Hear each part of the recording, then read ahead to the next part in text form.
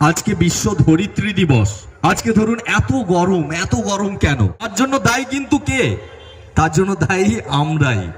আমি কথা বলছি, আমিও দায়ী, আপনারা যারা শুনছেন আপনারাও দায়ী। এর জন্য অন্য কেউ দায়ী নয়।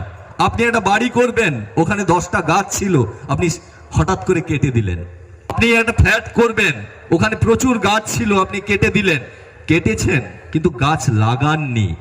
আবার আমরা যারা সোশ্যাল মিডিয়া ব্যবহার করি, শুধু আসুন গাছ লাগাই সোশ্যাল মিডিয়াতে লিখি, কিন্তু কতজন সত্যিকারের গাছ লাগাই বলুন তো? কবির কথায় আছে, এ বিশ্বকে শিশুর বাসযোগ্য করে যাব আমি, নবজাতকের কাছে এ আমার দৃঢ় অঙ্গীকার।